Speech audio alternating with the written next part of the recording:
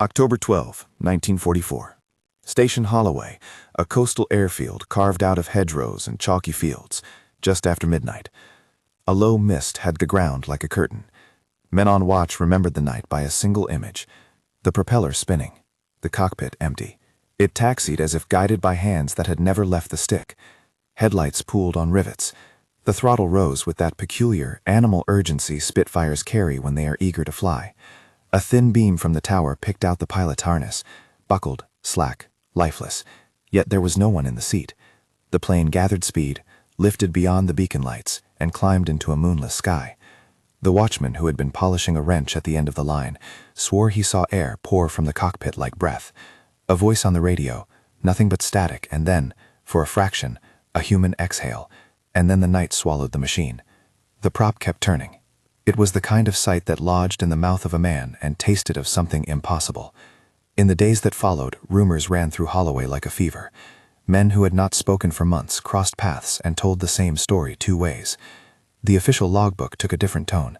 Spitfire N519 observed airborne at 0017 hours, no active sortie recorded. That line, neat and dry on the page, would not quiet the men who had watched it leave. To understand why a single pilotless aircraft could unnerve a whole base, you must first understand what a Spitfire was in 1944. Not a machine of industrial placidity, but a living thing. A slender fuselage, a laminar flow wing that seemed to drink the air, an engine that could roar like a beast, and then, with a flick of the mixture lever, fall into a pretty coup. It was nimble, temperamental, adored. Pilots called them temperamental lovers. They demanded skill and a steady nerve. Few things on an airfield seemed more intimate than a pilot and his Spitfire at dawn. For a Spitfire to taxi and take off alone was not merely a mechanical anomaly, it was a violation of an unspoken contract between man and machine. The base itself had a history of short, sharp fatigue. Holloway had been pressed into service early in the war, an improvised station that grew a little more ramshackle with each year. Extra huts, a hurried control tower, a patched runway that ate landing gear in the wet.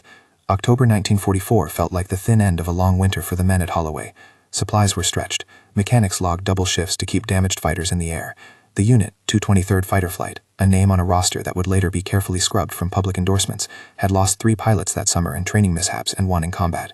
Men moved across the airfield with the tired economy of people who had seen too many dawns and slept too few. The official file recreated later explained technical details with a detached clarity. There was no autopilot in a Spitfire of that mark that might hold the throttle and guidance. There were safety pins and engine cuts in the harnessing, but these were not absolute. Human hands could fail to secure them. Ropes could fray. Levers could be misaligned. No known mechanical system would neatly explain a short taxi, followed by a clean takeoff, with no one in the cockpit to trim the ailerons, arrest the yaw, fight the gusts. Yet the physical world kept its own stubborn logic, and the facts stacked in the investigators' boxes like so many chips in a ledger. If eerie aviation tales interest you, consider subscribing for more stories like this. Witnesses clustered like moths around the strange light of that night. I have drawn their voices from depositions, from notes in a consolatory ledger, and from fragments of diaries left in grubby pockets. They do not all tell the same story. They never do. Memory is a braided thing. It tightens around what most terrifies us. I was on the flight line. Corporal James Larkin wrote in block letters with a pen that shook in the margin.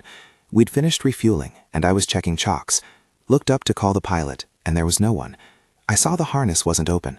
I thought maybe he was under the wing, fooling about. Then she moved. She moved without him. Larkin's entry is short, the kind of sentence that lands like a stone. He sketches the surreal economy of the night in 3 lines: a wrench, a light, a plane gone. Another account, from engine room chief Frank Dwyer, was more technical, layered with the sort of small certainties that men who fix engines hold dear. N519 had been in for a carburetor clean 3 days prior, he wrote. We put her back with the others. If the magneto failed or the throttle stuck, she wouldn't start and taxi away. The fuel cart is under the cockpit. Now I'm sure I would have seen someone at the controls to open it. I checked the harness later. The straps were undisturbed except for creases consistent with a man who had been sat for some time. That said, there were fresh prints by the port wheel, leading away toward the dispersal. They stopped under the floodlight. No further prints after that. Dwyer's log is a map of certainties and contradictions. The prints are there. Fact. They stop. Also fact. The harness shows signs that someone had been in the seat, but the seat was empty when the plane left. Also fact. Then there is the watchman, old Tom Price. who had been awake longer than many on Holloway. "I heard the engine call," he told a later interviewer. "It wasn't like the others. It was a plea. I went out with a lamp and I saw the cockpit light blink. It blinked like an eye. I called down and there was no answer. I saw the old chap go under the wing. No, there was no one, I'm certain. The plane started and I thought, God help us, someone's playing games. But it climbed clean. It didn't stall. It didn't wobble. It lifted as if a ghost were pulling her." Price's language is less technical and more haunted. He speaks in metaphors because metaphors are how frightened men translate the unreal. Not all testimony is in agreement, and nowhere is this more apparent than in the two contradictory radio reports that survive. The first, a hurried log entry in the tower. 0012 hours. No comms received from N519. Engine noise noted. No pilot visible. The second, an audio tape from a later interview saved by a junior sergeant who kept old recordings, captures a breath, a ragged intake, and then, extremely faint, the sound of a voice that is almost a laugh and almost a sob. "Can't leave him," it seems to say. But the exact phrase is disputed. Waves of static envelop the clip. Audio men later amplified it until their magnifiers overheated, and even then the words remained slippery. These are the kinds of pieces investigators pinch and turn under light like coins, each reflecting a different truth depending on the angle. The Spitfire had left. The Spitfire had been seen leaving. These were facts the base could not undo. Within hours, a small, urgent group gathered in the rec room. The station commanding officer, a stern man in his 40s, with a face as flat as a leadership manual. A visiting intelligence officer whose neat handwriting suggested training in bureaucracy. Dwyer and his crew, and Corporal Larkin, who would become the most widely quoted witness. Their first act was pragmatic: find the aircraft. They found 3 days later, at dawn, in a field 2 miles from Holloway, that mapped oddly in the memory of the men who had been up all night. N519 sat on its belly among the turnips, right wing bitten into the earth, propeller intact and still. The engine had cooled, but the oil lines had leaked in a way that painted the ground in a fine black script. There were no major impact fractures. The fuselage had not cracked like an egg. There were no charred marks of fire, but the undercarriage showed a pattern that said the plane had made a controlled descent, perhaps a forced landing, not a crash. Closer inspection found the cockpit empty. There were no bloodstains, no abandoned parachute, no helmet jammed under the pedals. The harness, however, showed the imprint of a body, a compression in the cushion, a smudge of fabric worn from saturnine friction, a breath mark on the canopy glass, a milky ring like the fog inside a cup. On the radio panel, the pilot's mic was down, clipped in place. Instruments indicated that the trimming wheel had been moved in the last moments of operation. A hand somewhere had done something. And then the prints. A smattering of boot impressions led from the plane to the hedgerow and stopped at the barbed wire.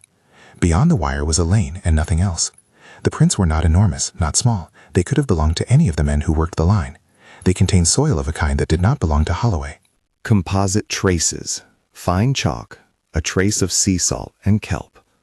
Someone or something had walked to the boundary of the airfield and stopped. The investigator who would come to dominate the Holloway file was Major Henry Ellis, a man whose professional life had taught him that rumor was often a string of poor facts and human fear. He arrived with a leather case and an attitude that suggested he intended to return the world to its straightforward axis. "It's either a mechanical fluke or a practical joke carried too far," he told the men that morning, "or a series of small failures that happened to line up." He ordered the plane to be towed back to Holloway under guard. He sealed the area. He instructed technicians to photograph the cockpit, to catalog the oil pattern, to sample the soil from the prints. He ordered silence in the canteen. He logged the names of the men who had been on duty.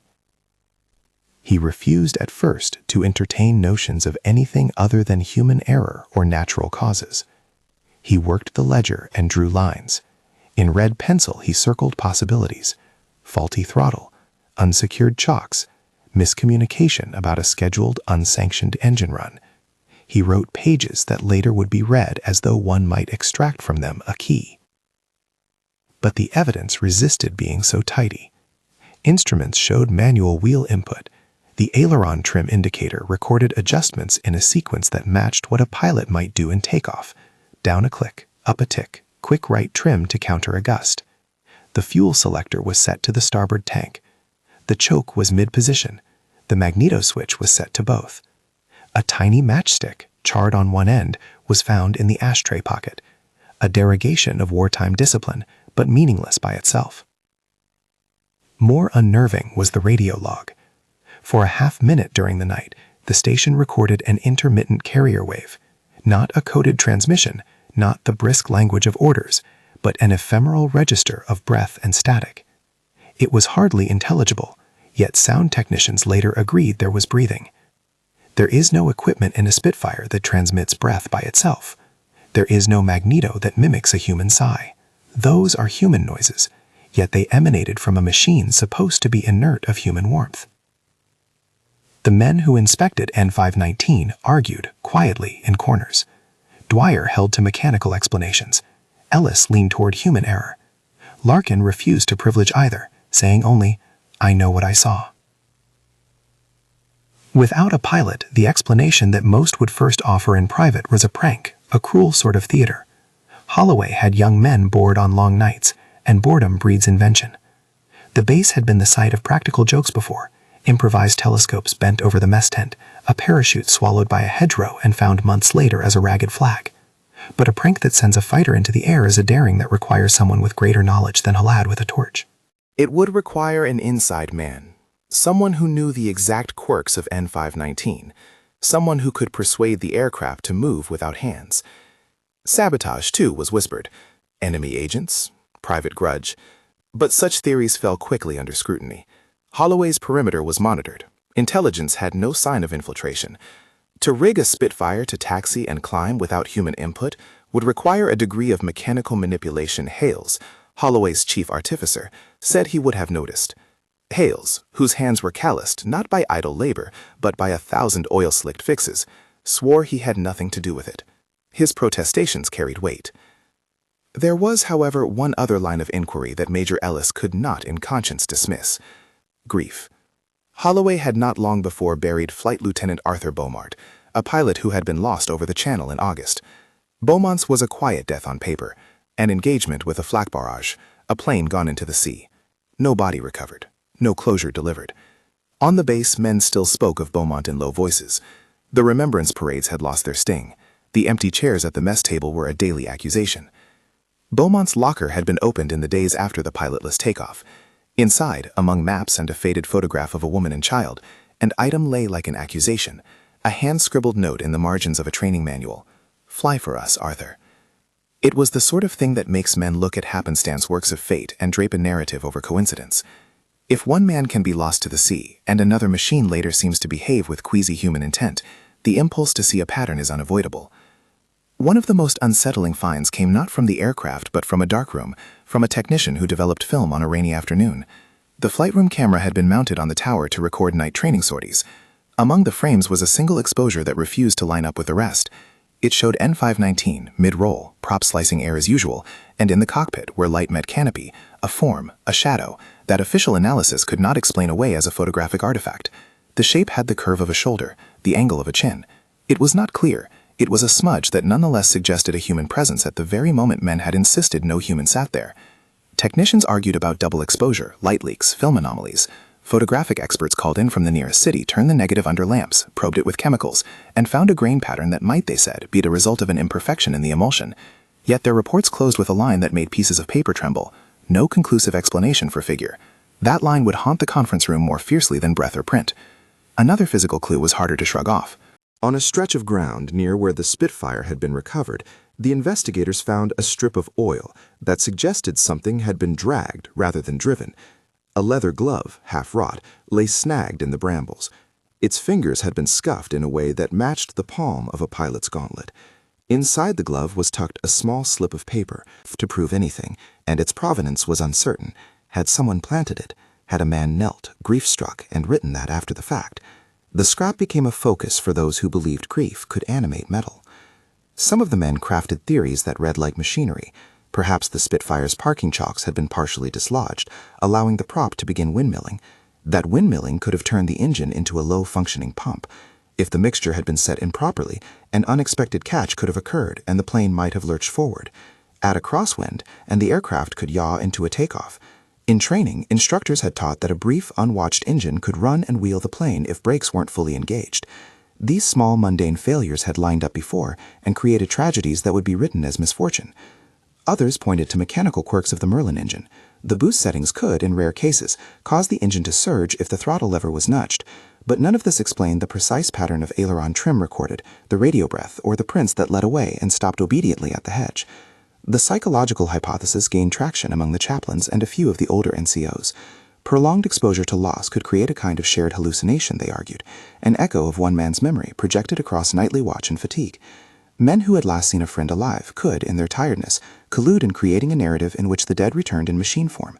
Collective memory, they said, was an instrument more dangerous than any engine. But grief does not leave fingerprints in oil. As days passed and the headlines in nearby towns began teasing at the story, the command recognized the danger of panic. Wartime morale was delicate. A machine that seemed to operate without a hand at the stick could be exploited by rumors. Reports of a pilotless Spitfire would travel faster than the facts. Letters from farmers about ghost aircraft were already finding their way into the station mail. The commanding officer, pragmatic to a fault, ordered that the matter be contained, that the Spitfire be hidden under tarpaulin, that the official file be marked restricted. Only a small team would continue the investigation. It was in that narrow group that the sense of unease hardened into something like ritual. They worked with flashlights and wet hands, with a low hum of a generator that kept their tools bright. They reconstructed the takeoff on an instrument bench. Wheel turns matched to aileron movement. Throttle settings moved in sequence, the little click of trim as the plane found its balance. Major Ellis rehearsed an explanation for men and for the ledger. He taped together a plausible sequence and labeled parts as reasonably probable. He wrote that night in a way that would, later on a printed page, be used to reassure families. He argued that a combination of wind, improperly set chocks, and a momentary human error could have produced the takeoff and subsequent forced landing. He emphasized the lack of evidence for foul play and the absence of an enemy connection. He called the photograph inconclusive. But one thing he could not explain away was the warmth. It is a peculiar detail, almost easy to miss, and yet it is what many men remembered most vividly. When the plane was towed back into the hangar, a mechanic reported that the metal of the cockpit was warm to the touch, though the engine had been silent for hours. The officer who found the gloves said the cotton lining still preserved oil-smudged heat. They noted it and set it aside as curiosity. Machines cool, their logic suggests. Warmth suggested recent human contact. These are the threads that braided together into the early days of Holloway's strangest event. Each strand could be teased apart and explained. Each strand alone had a plausible story. Together they made a cloth that kept men awake at night. A week after the takeoff, the station authorized a controlled test, a mock taxi under close supervision. The idea was simple and practical. If a sequence of mechanical failures could be generated reliably, then panic could be calmed with an honest demonstration. If the plane behaved otherwise, then the base would face the task of reconciling the inexplicable. They picked a clear morning, low clouds cleared, the runway still glistening from a night rain. Major Ellis stood with his notes. Dwyer oversaw the carburetor bench.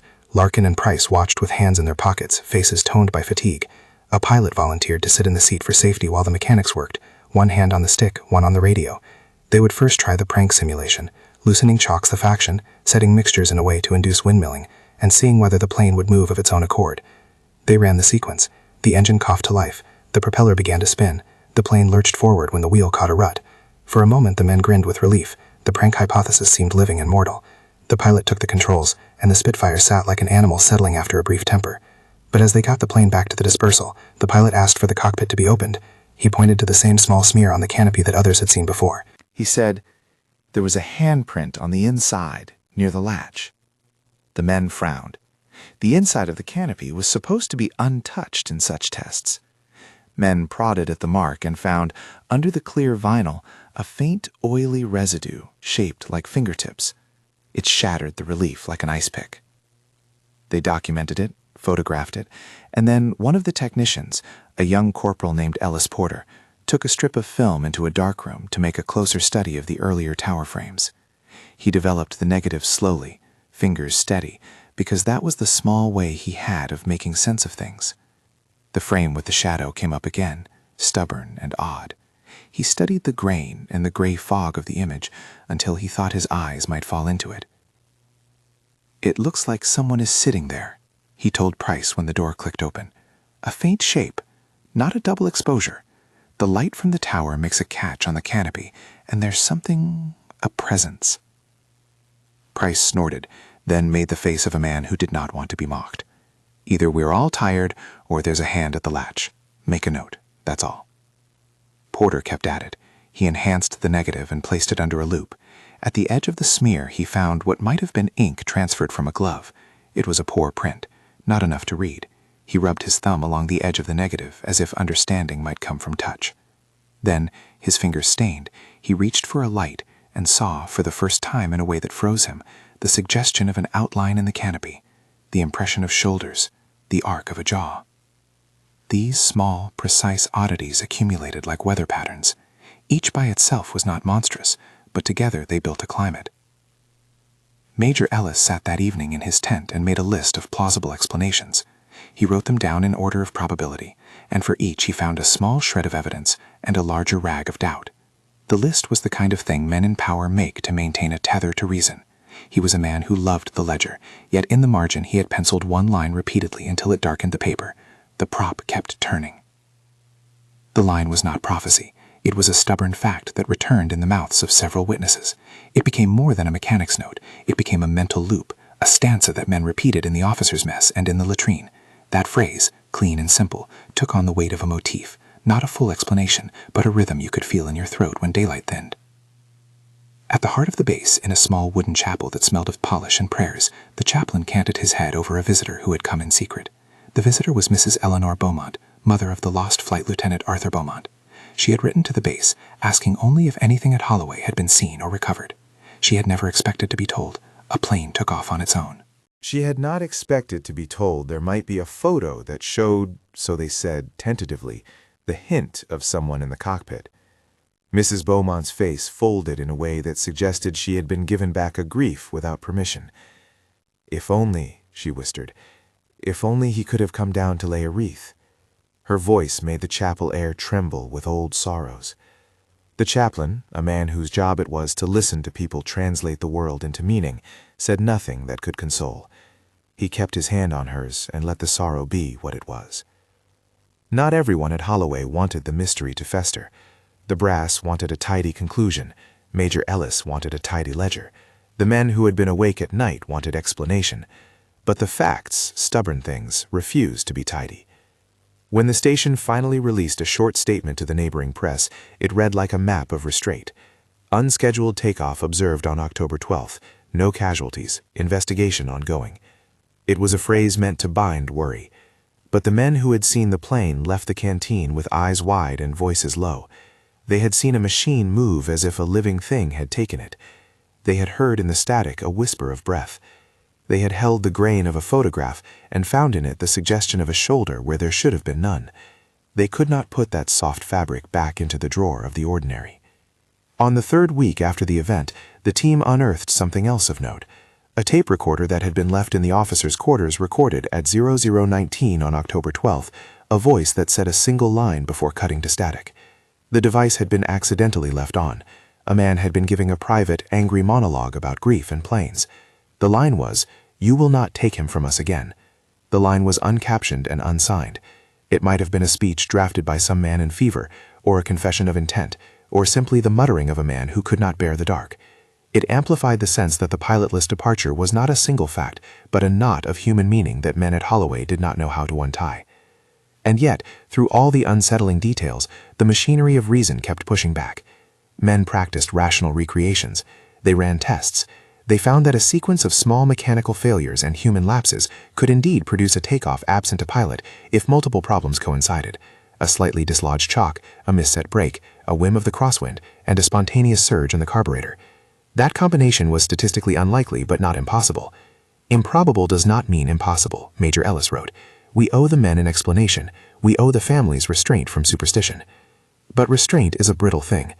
The human brain loathes a closed container into which grief might spill. For half the men at Holloway, a simplest explanation, mechanical misfortune, felt like a diminishment of their experience. They had not seen an engine surge. They had watched a plane leave with no hands. That seeing demanded a meaning larger than failure. An uneasy decision followed. Though the plane was returned to service for a time, its serial number was quietly changed in transfer records, and it was assigned to distant duties. The base file was marked restricted, but elements of the file leaked, as such things do. Rumors spread beyond Holloway. Farmers 3 miles away spoke of a light in the sky. Children in the market town of Newberry told a tale of the man in the cockpit. Newsprint picked up the story as an oddity, then an oddity settled into myth. And yet, as these rumors grew, certain tangible items remained in a small, dust-swept evidence locker. The glove, the smear on the canopy, the negative, and a tiny strip of paper with the scrawl, "Can't bring him home." They sat together like relics, mute but potent. Late one evening, when the generator hummed low and men moved like shadows through the hangar, Corporal Larkin took the glove from the locker. He had been one of the men who had seen the Spitfire taxi. He placed the glove upon his hand, as if by touch he might call back a memory. The leather fit imperfectly. It smelled of oil and something sweet, tobacco perhaps, or sea. He closed his fingers and felt, impossibly, the warmth of an absent palm. He said nothing. He did not have to. The hangar's emptiness took his words and kept them. They decided, in the end, to test the photograph further. They asked for a civilian expert to review it under oath. The man they flew in from the city, an ornithologist of light and shadow, peered at the negative for hours.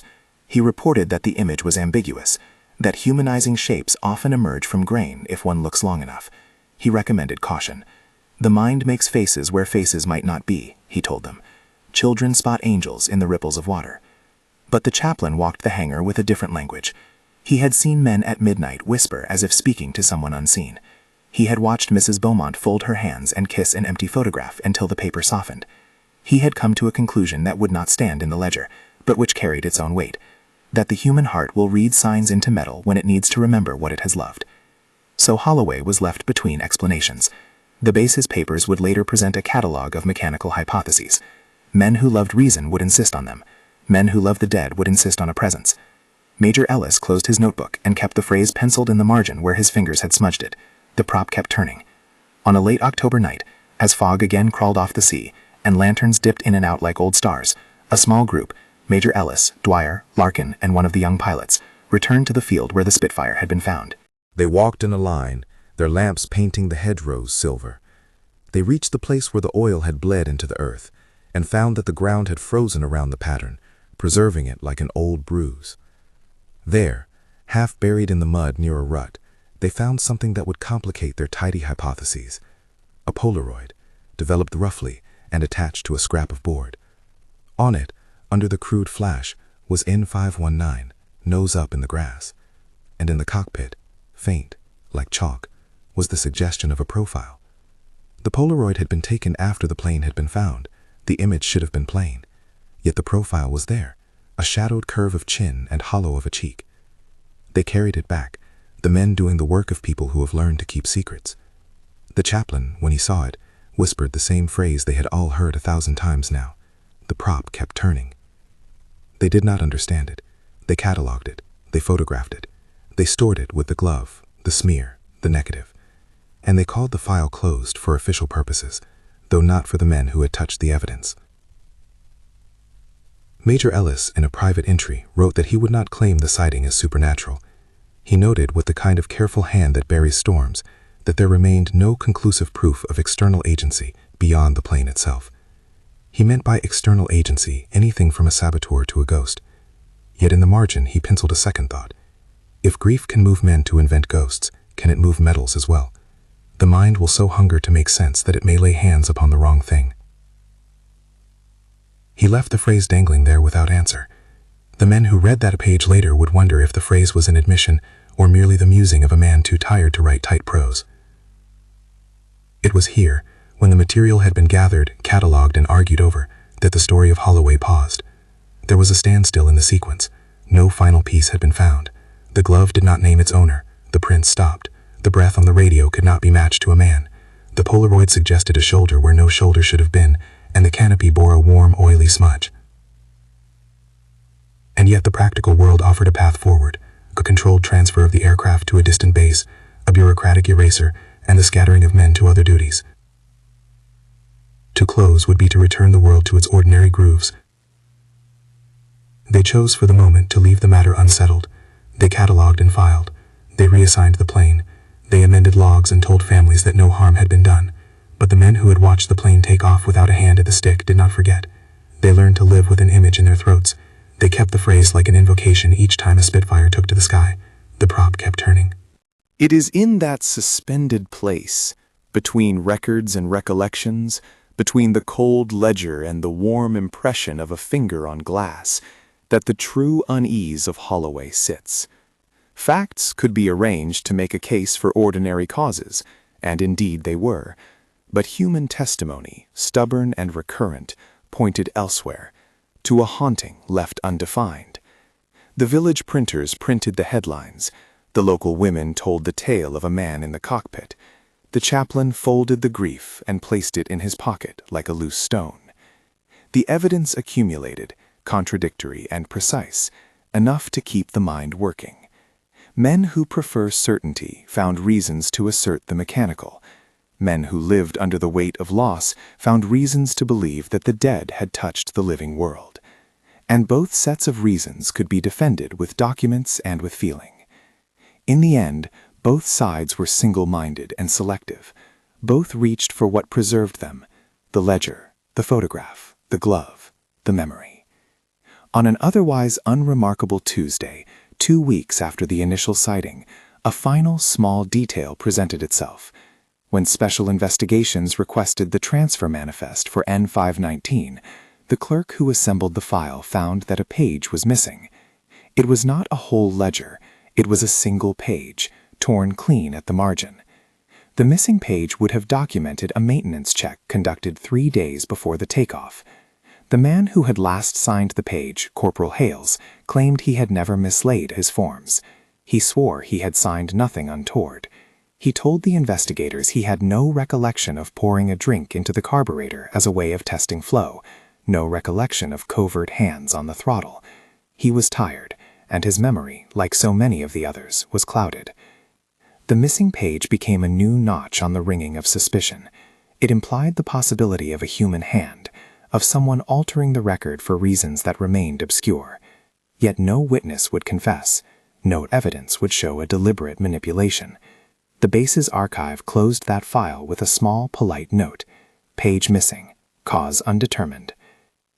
At Holloway, men began to choose the stories they would tell. Some told, as testament, the story of a mechanical quirk and a chain of unlikely events. Others told of a machine that took a long-dead pilot back into the sky for a moment of grace. And some told of no story at all, simply carrying with them the cold knowledge that on one dark night the propeller had kept turning and the world had trembled. That is where the first thread of the Holloway mystery ties into the second.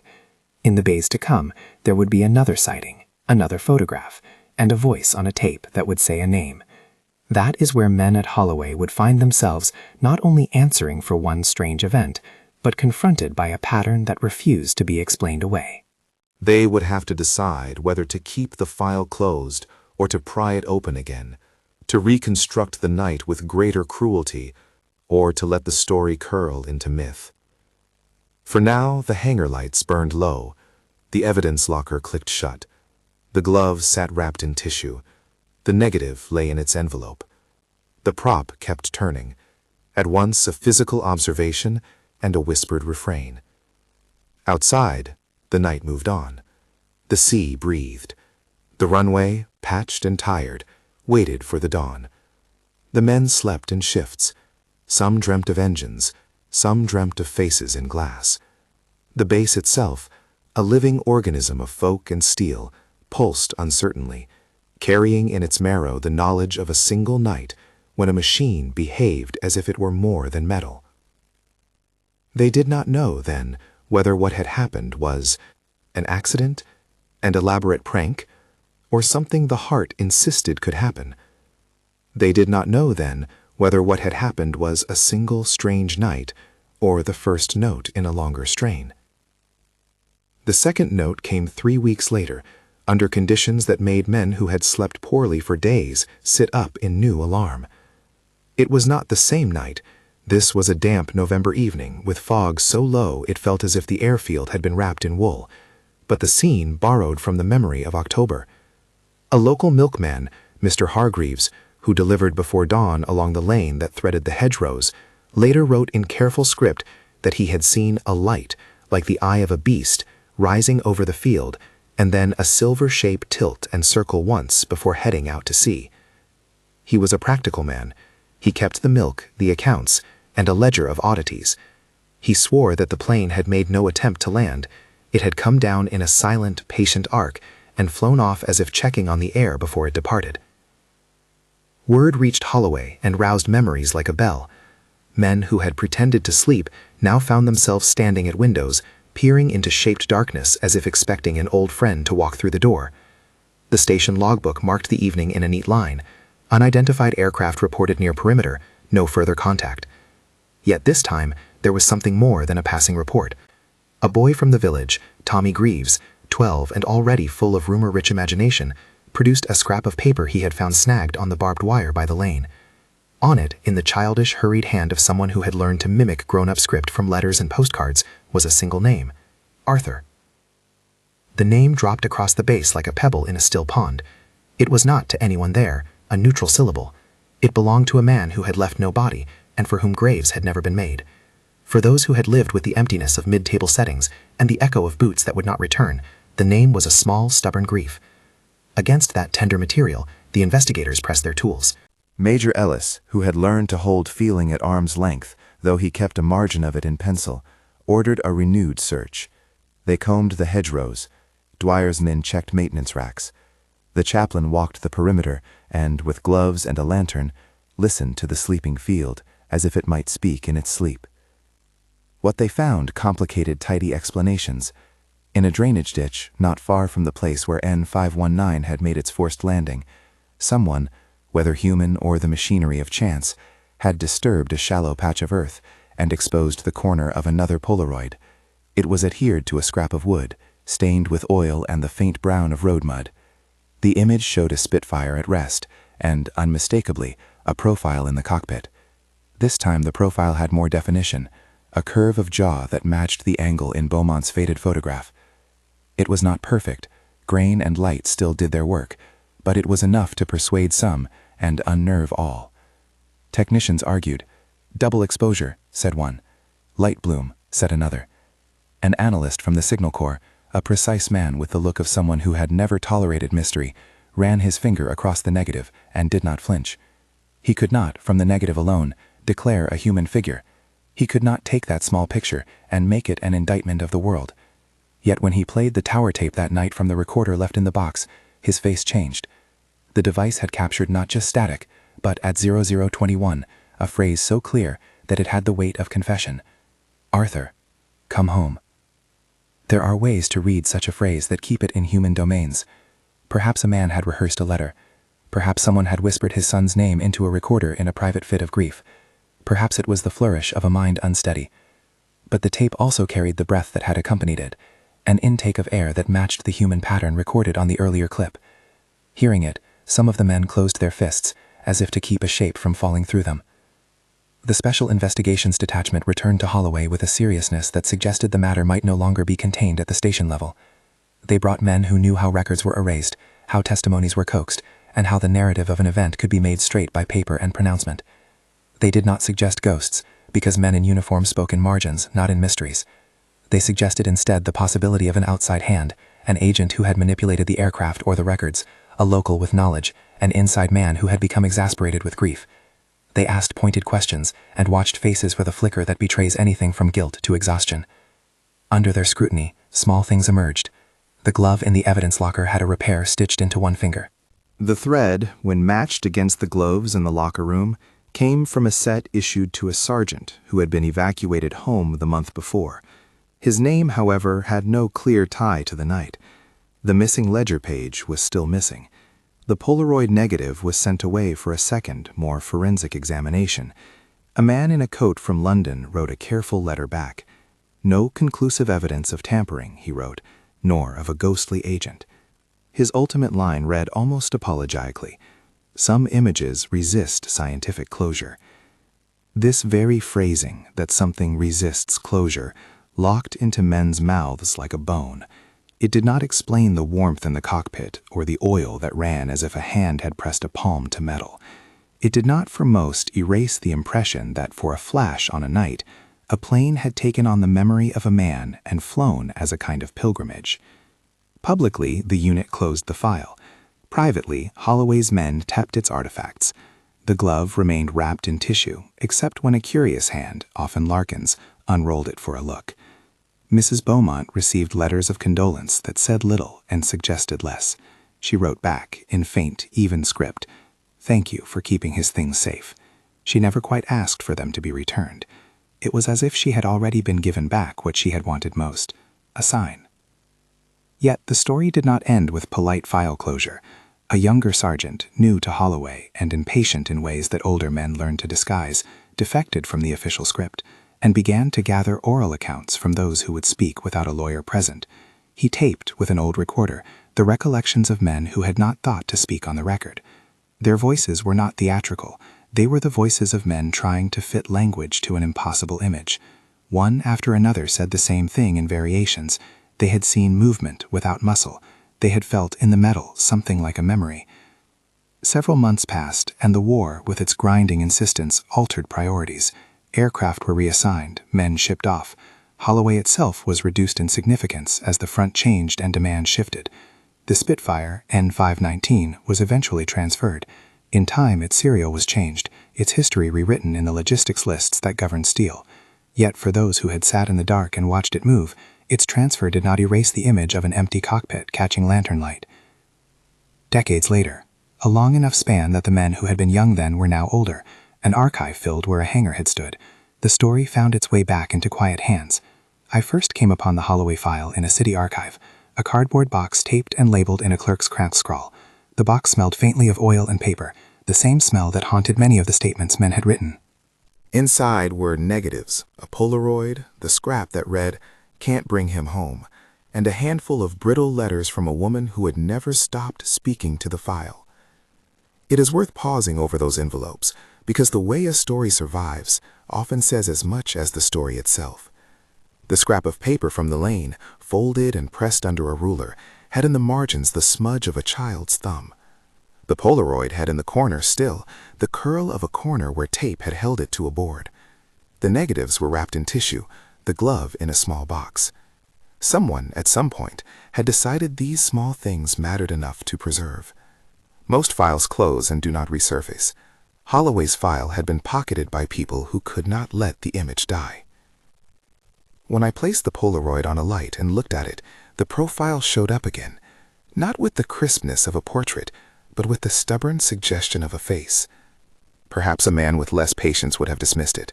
Perhaps a scientist with a different kit would have found the answer and taken the story back to the folder labeled Solved.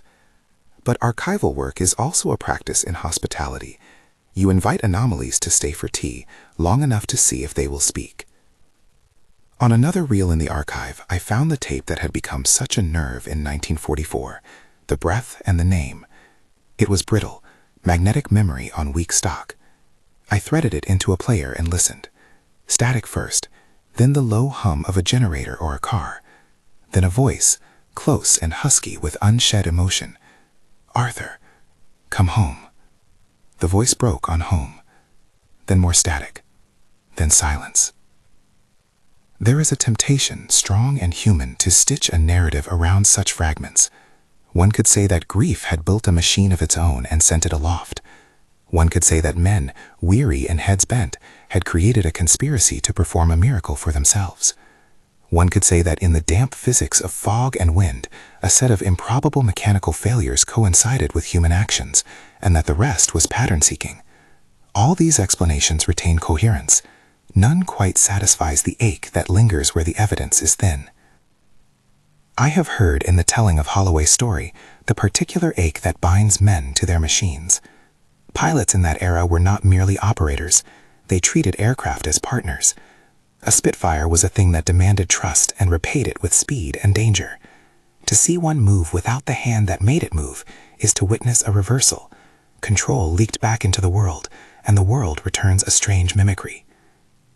Men who have loved machines often speak of them in verbs, the car that wanted to go, the engine that died in a mood. There is no metaphysical law attached to such language. It is simply how affection and fear carve description. So what are we left to say of Holloway? The material record insists on multiple possibilities. It gives us fingerprints of human manipulation and prints of soil that lead to hedgerows and stop. It offers photographs that resist definitive interpretation. It keeps a tape that captures a name and a breath. It preserves a scrap of paper that smells faintly of tobacco and sea. From these pieces we can fashion theories, an elaborate hoax rooted in grief, a sequence of rare mechanical failures, mass hallucination among a fatigued complement, or an event that, while not provable as supernatural, left impressions that human senses and records could not dismiss. None of these possibilities can be ruled out entirely. All of them are plausible in their own register. Which then do we prefer? Men in 1944 preferred answers that preserved morale and order. The chaplain preferred ones that upheld the value of memory. Mechanics preferred things that could be tightened and fixed. Men who had loved and lost preferred a narrative that allowed their grief to have weight. There is an image, small and stubborn, that I have carried since first reading the Holloway file. A handprint on the inside of a canopy, as if someone had pressed a palm to glass and inhaled. It is an image that sits between evidence and allegory. It could be a smudge in oil, an imprint from the testing, a transferred mark from gloves. It could be whatever a man needs it to be. For those who sat in the dark and saw the light of a cockpit blink like an eye, it became a talisman more potent than any ledger entry. In telling this story, I do not offer an answer. The record does not provide one. If one were forced, by temperament, by longing, by the hunger for neatness, one could choose. But the honest reconstruction, the one that respects the papers and the witnesses and the machinery of history, holds the tension. There were facts that could be checked, and there were impressions that could not be erased by filing. The prop kept turning. The prop kept turning was a mechanical fact. It became in the mouths of men a line that would not let them sleep. It became a metaphor for the things that do not stop when reason asks them to. There is one final scene in the Holloway file that deserves telling because it shows how stories change when retold at a later hour. Years after the events, a young pilot, one of the new crop, requested, with a private audacity, to fly an old Spitfire for a ceremonial pass. He wanted, as pilots will sometimes want, to show that the machines are alive and that they obey hands in training. Major Ellis, older now, and with ledger and grief interleaved, allowed it on condition the flight be short and supervised. The pilot took off on a clear day. He looped once, then twice, and came down smooth. Men cheered. The airfield felt for a breath like a place where control had been restored. After the flight, the pilot killed the engine and climbed out, hand on the canopy. He brushed his palm across the inside and said, half to himself and half to those watching, "There is a warmth sometimes, as if someone has just left." His voice carried, and for a second the older men looked at each other and felt the tug of a memory. The pilot laughed, the young, clean laugh of someone who did not carry the dark. But later, after the crowd dispersed, one of the older mechanics lingered, and with a hand that had carried oil forever, touched the canopy where the young man had run his fingers. There, faint and what might have been fresh, was an impression. No more than a smear, the sort of thing a glove might leave when fingers are pressed and then lifted. It could have been coincidence. It could have been a smudge from the day's work. Or it could have been the same small mystery returning like a tide. I closed the Holloway file on a similar modest image. In a sealed envelope, folded in that hand-slit way men use to keep a thing intact, is a strip of paper that reads, in the hurried hand of a man exhausted by nights and sunlight, "Prop kept turning." It is a phrase they exchanged like a prayer or a curse.